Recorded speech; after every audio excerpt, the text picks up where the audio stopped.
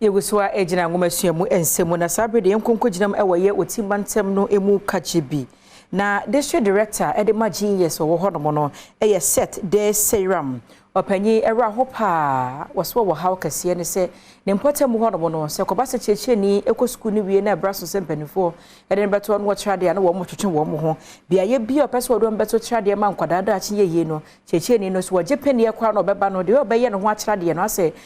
obi na ehye no so wo ntrade ekwa bra ne so tumeji onti hono mo kra ha dream pant wo stress a cheche fo mapom ho no wo strada wonya komapa na adwuma no omra ne mpotem ho no meye bi ma Conchefo ye Kajebi akan mensinimu ewoti mantemu set serum HRC esanse akadie ene suku dan dodo na eni wo mensinimu nti achechefo ni bo hono a odewo mu ete wo mensinimu a wo mpese obeba ode sanse mu etu dwo wabra pencils of promise ekobie dan kram yensa suku dan ano ema dompa die kindergarten ewo Kajebi mensininu emu. We need more teachers to man our classroom. We have an infrastructural deficit. So call on NGOs and well-meaning Ghanaians to come to our assistance so that together we can improve education delivery in the Kajebi district. It is not a one-man job, but if we all harness our resources,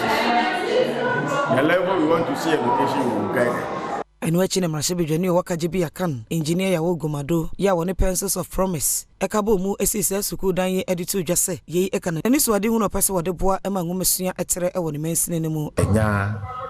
ekwan ana obi a oboa ye nti tema midi MP no mechima hwehwe obi mu a ombeboa ye nyamina dom because share pencil of promise for the Omaba Omu the share promo Omu share school dine kindergarten and dentistry no Omusio side here on Bebuame Nti na and then it is out of that and I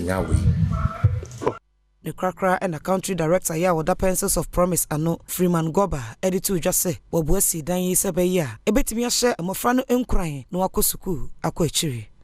Our core mandate is to provide